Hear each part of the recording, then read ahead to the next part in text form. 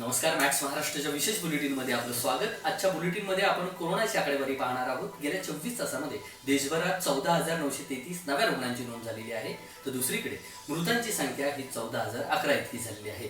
कोरोनावरती आता बाबा रामदेव यांनी औषध शोधल्याचं आज पत्रकार परिषदेत म्हटलेलं आहे. कोरोनिल आणि श्वासारी अशा 2 गोळ्यांचं त्यांनी नाव आज जाहीर केलेलं आहे. कोरोना रुग्णाने जर ही गोळ्या खाल्ल्या तर 7 दिवसामध्ये कोरोनावरती ते मात करू शकतात असा दावाही त्यांनी आज केलेला आहे. याचं सविस्तर विश्लेषण आपण बुलेटिनमध्ये करणार आहोत. सुरुवात करणार आहोत हेडलाईन पासून. अमेरिकेचे राष्ट्राध्यक्ष डोनाल्ड ट्रम्प यांचा अखेर निर्णय. अमेरिकेचे राष्ट्रपती डोनाल्ड ट्रम्प यांनी सोमवारी अखेर एका मोठ्या निर्णयाची घोषणा केली आहे. या निर्णयानुसार 2020 या संपूर्ण वर्षात भारतीयांना अमेरिकेत जाण्यास कठीण होणार आहे, कारण डोनाल्ड ट्रम्प यांनी अखेर H-1B ह्या व्हिसावर 2020च्या अखेरपर्यंत निर्बंध घातले आहेत. उद्या म्हणजे 24 जूनपासून हा आदेश लागू होणार आहे. कोरोनाच्या वाढत्या प्रादुर्भावामुळे अमेरिकेला मोठा फटका बसलाय. लाखो जणांच्या नोकऱ्या गेल्या आहेत. त्यामुळे अमेरिकी लोकांना प्राधान्य देत त्यांच्या मदतीसाठी ट्रम्प प्रशासनाकडून हा निर्णय घेतला आहे, असं सूत्रांकडून समजलं जात आहे. पाकिस्तानमध्ये तब्बल 100 लोकप्रतिनिधी यांना कोरोनाची लागण. संपूर्ण जगात कोरोनाचे संकट अजूनही वाढताना दिसत आहे. अशातच पाकिस्तानातही कोरोनाबाधितांची संख्या दिवसागणिक वाढताना दिसत आहे. विशेषतः पाकिस्तानातील अनेक लोकप्रतिनिधींनी कोरोनाची लागण झाल्याचं स्पष्ट झालं आहे. गेल्या काही आठवड्यातच पाकिस्तानात 100हून अधिक खासदार आमदार यांना कोरोनाने जखडले आहे. पूर्व लडाखमधून भारत आणि चीनमध्ये सैन्य मागे घेण्यावरती सहमती. भारत आणि चीनच्या वादग्रस्त सीमेवर तणाव इतका वाढला की सोमवारी 15 जून रोजी रात्री उशिरा गोळीबार झाला. दोन्ही देशांमध्ये झालेल्या फायरिंगमध्ये भारताच्या कर्नलसह 20 आर्मी जवान शहीद झाले. याच पार्श्वभूमीवर काल म्हणजे सोमवारी 22 जून रोजी दोन्ही देशांच्या जनरल स्तरावरील बैठकीदरम्यान चीनने पूर्व लडाखमधील वादग्रस्त भागातून आपले सैनिक हटवण्याची सहमती दर्शवली आहे. त्यामुळे आता भारत चीन सीमावाद हा काहीसा कमी झालेला दिसत आहे. पुलवामामधील दहशतवादी हल्ल्यात बार्शी तालुक्यातील जवान शहीद, 2 दहशतवाद्यांना कंठस्नान. जम्मू काश्मीरच्या पुलवामामधील बंदूज परिसरात आज पहाटे पुन्हा एकदा दहशतवादी आणि जवानांमध्ये चकमक झाली. यामध्ये सोलापूर जिल्ह्यातील बार्शी तालुक्यातील पानगावमधील एक जवान शहीद झाले आहेत. या चकमकीत जवानांकडून 2 दहशतवाद्यांना कंठस्नान घालण्यात यश आलं आहे. तिथल्या परिसरात अजूनही सर्च ऑपरेशन सुरू असल्याची माहिती मिळत आहे. भारत सरकारच्या चुकीच्या व्यवस्थापन आणि चुकीच्या धोरणामुळे सीमा संकट उद्भवले, सोनिया गांधी. काँग्रेस कार्यकारी समितीची CWCची आज दिल्लीत बैठक झाली. काँग्रेस पक्षाच्या अध्यक्षा सोनिया गांधी यांनी चीनच्या मुद्द्यावरून पुन्हा एकदा मोदी सरकारवर निशाणा साधलाय. त्या म्हणाल्या की सीमेवर चीनसोबत जे काही संकट सुरू आहे त्याला भाजप सरकार आणि त्यांचे चुकीचे व्यवस्थापन आणि चुकीच्या धोरणाचे परिणाम आहेत. The pandemic hit India in February. The Congress offered its total support to the government and supported lockdown 1. Within weeks, it was apparent that the government was completely unprepared to manage the fallout of the lockdown. The result was the greatest humanitarian crisis witnessed since 1947-48, when millions of migrant guest workers, daily wages earners, and self-employed simply were devastated. 130 million jobs are estimated to have been lost. Crores of MSMEs have been shut, perhaps forever. Despite the assurance of the Prime Minister, who centralized all authority in his hands, the pandemic continues to rage. The grave deficiencies in the health infrastructure have been exposed. The promised peak is nowhere in sight. The center has passed the buck on to the states, but given them zero extra finances. Actually, the people have been left to protect themselves as best as possible. The mismanagement of the pandemic will be recorded as one of the most disastrous failures of the Modi government. And here I would like to thank all our party workers who in different states practically all states, went out at their own risk to offer help and support to the migrants and other affected people. Baba Ramdev यांनी आज launch केलं पतंजलीचे पहिले कोरोनावरील औषध. संपूर्ण जगभरातील अनेक डॉक्टर कोरोना विषाणूवरील औषध शोधण्याच्या प्रयत्नात आहेत, मात्र अद्यापही त्यांना यावर औषध सापडलेले नाही.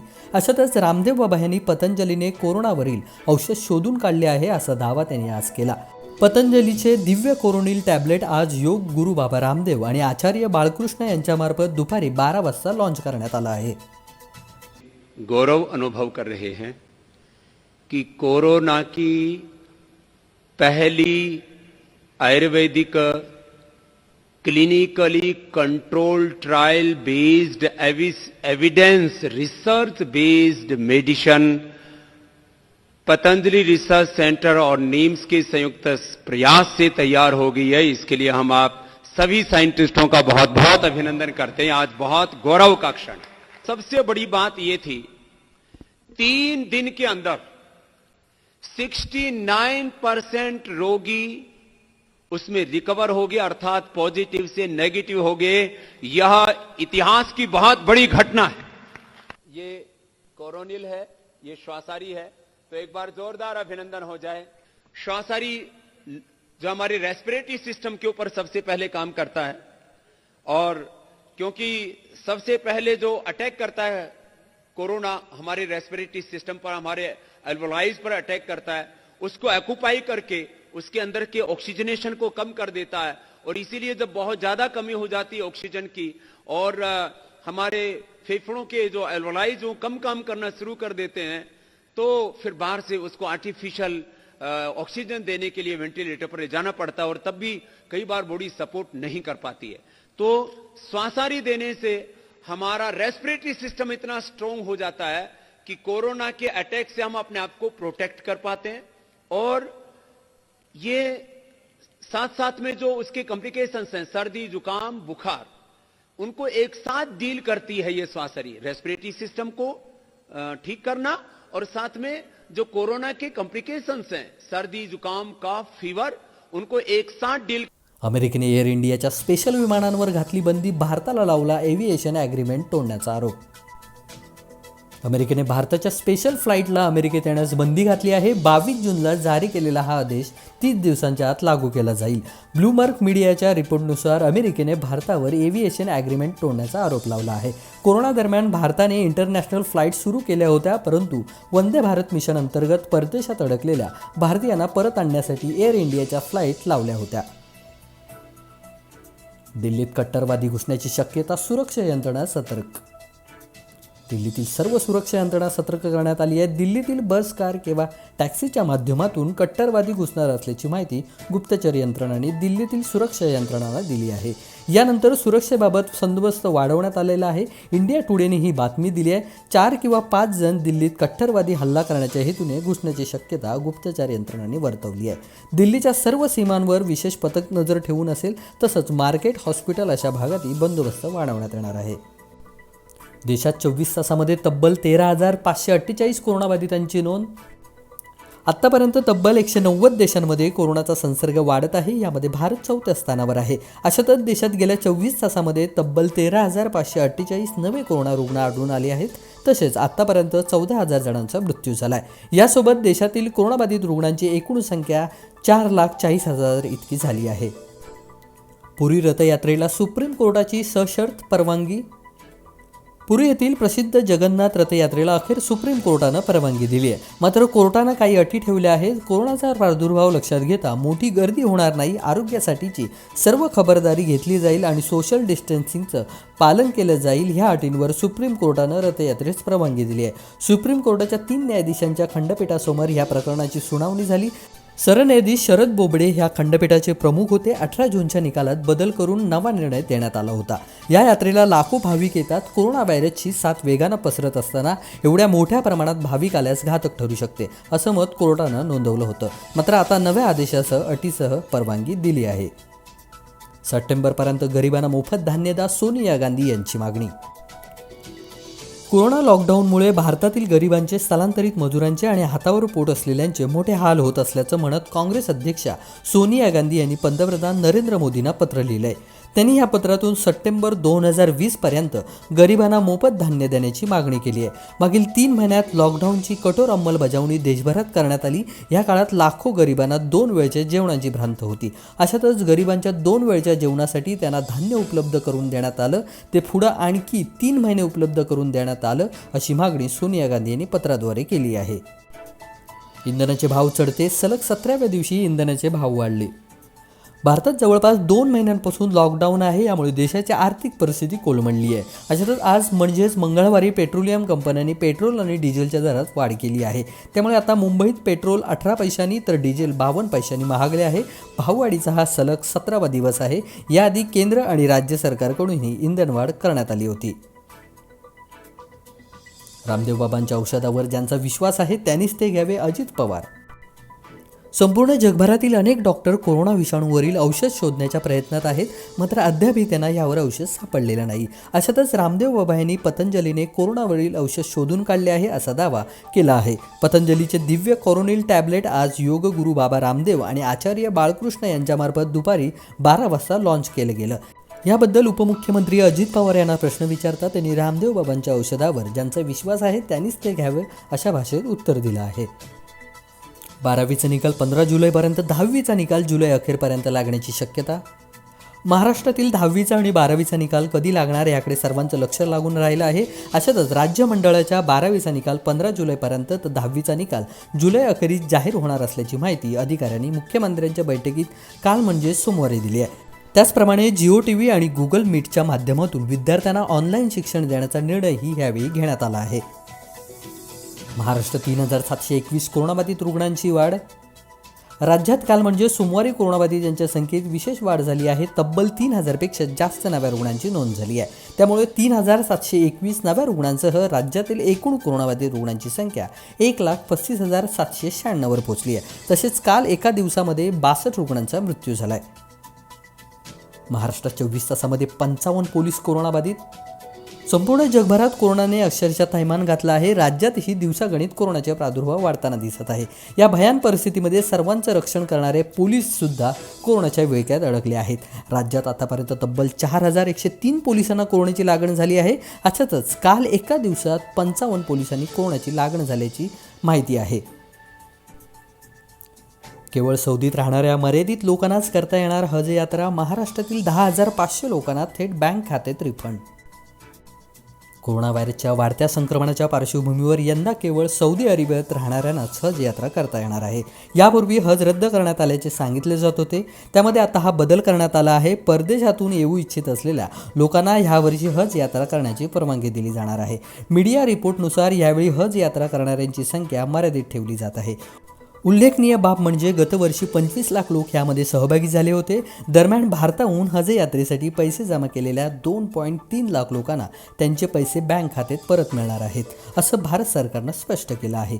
2.3 लाख भारतीयांना मिळालेले रिफंड केंद्रीय अल्पसंख्याक मंत्री मुख्तार अब्बास नक्वी यांनी मंगळवारी सांगितले आहे की महामारीच्या पार्श्वभूमीवर यावर्षी भारतीयांना हज यात्रेवर पाठवले जाणार नाही, असा निर्णय घेण्यात आला आहे.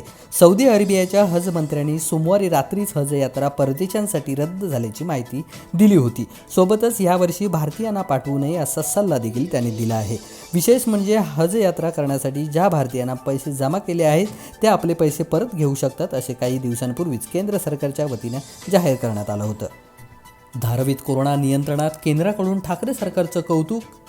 मुंबईत धारावीत गेल्या 2 महिन्यांपासून कोरोनानं थैमान घातलं होतं. अखेर धारावीतल्या रुग्णवाढीचा दर नियंत्रणात आणण्यात महाराष्ट्र सरकारला यश मिळालंय. त्यामुळे केंद्र सरकारनेही ठाकरे सरकारच्या पाठीवर कौतुकाची थाप मारली आहे. महाराष्ट्र सरकार आणि मुंबई महानगरपालिकेनं धारावीत कोरोना नियंत्रणासाठी केलेल्या कामाची केंद्र सरकारनं दखल घेत कौतुक केलंय. मे महिन्यात धारावीत रुग्णवाढीचा दर 4.3% होता. हाच दर आता म्हणजे जून महिन्यात 1.2% झाला आहे. एवढंच नव्हे तर धारावीतल्या कोरोनाग्रस्तांच्या दुपटीचा वेगही आता 78 दिवसांवर आलाय. दाटीवाटीचा भाग असूनही मुंबई महापालिका आणि राज्य सरकारनं कॉन्टॅक्ट ट्रेसिंग, कंटेनमेंट झोनचं काटेकोर पालन इत्यादी उपाययोजनांमधून धारावीत कोरोनाला नियंत्रित केलंय. पुन्हा लॉकडाऊनऐवजी कोरोना रोखण्याचा प्रयत्न करावा लागेल, देवेंद्र फडणवीस. महाराष्ट्रातील सध्याची परिस्थिती पाहता ज्या वेगानं कोरोनाच्या केसेस वाढत आहेत त्यानुसार फार सतर्क राहावे लागणार आहे. अधिक मोठ्या प्रमाणावर व्यवस्था उभ्या कराव्या लागतील. तसंच पुन्हा लॉकडाऊनपेक्षा यातून पुढे कसं जाता येईल आणि कोरोनाला कसं रोखता येईल हा प्रयत्न करावा लागेल, असं प्रतिपादन विरोधी पक्षनेते देवेंद्र फडणवीस यांनी केलं आहे. ते पिंपरी चिंचवडमध्ये पत्रकारांशी बोलत होते. महानगरपालिकेच्या यशवंतराव चव्हाण स्मृती रुग्णालयाचा आढावा घेत त्यांनी स्थानिक प्रशासनाचे आणि कोरोना योद्ध्यांचे कौतुक केलं आहे. तुकाराम मुंढे यांनी एक पाऊल पुढे यावे, आम्ही मागे येतो. संदीप जोशी. पावसाची व्यवस्था आहे, त्याच्यामुळे वादळ आलंच पाहिजे. वादळ येणार आहे, वातावरण आहे. आज आयुक्त आले किंवा नाही तर तुमची काय तयारी आहे? महापौर म्हणून सभागृहाचे चेअरपर्सन म्हणून तुम्ही कसं कामकाज करणार? आयुक्त आले पाहिजे अशी मी त्यांना काल देखील विनंती केलेली आहे, आधी देखील केली आहे. आता देखील तुमच्या मार्फत विनंती करतो की कृपया आपला राग सोडावा. जे झालं ते जाऊ द्यावं. जे काय त्यांचे शब्द असतील ते सभागृहाच्या कामकाजातून आपण वगळून टाकूया. आपण एक पाऊल पुढे या, आम्ही एक पाऊल मागे येतो आणि आपण एक पाऊल मागे या, आम्ही एक पाऊल पुढे येतो. शेवटी जनतेच्या विकासासाठी, शहराच्या विकासासाठी आपण दोघांनी जर एकत्र चाललं तर मला असं वाटतं चांगल्या पद्धतीने आपण शहराचा विकास करू. मी तर पोलिसांना सांगितलेलं आहे, त्यांनी पोलिसांकडे तक्रार करावी की अत्यंत खोटे आरोप आहे म्हणून. मला लागू आहे ते. त्यांनी निश्चितपणे केले पाहिजे माझ्याबद्दल तक्रार की अत्यंत खोटे आरोप केलेले आहे म्हणून. मी त्या सर्व याला चौकशीला तयार आहे. अमित ठाकरेंची मागणी अजित पवारांकडून मान्य, आशा सेविकांचे मानधन वाढवण्याचा शब्द. इकडे लाव. काय लोक दोन मिनिट गेले इकडे पाठव. चला.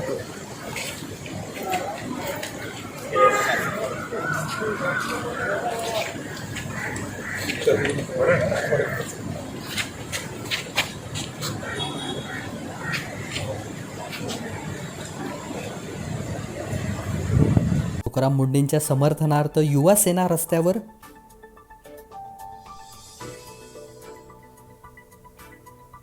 यासह इतर घडामोडी आणि अपडेट पाहण्यासाठी तुम्ही मॅक्स महाराष्ट्राची वेबसाईट, यूट्यूब, फेसबुक, ट्विटरला नक्की भेट द्या. धन्यवाद.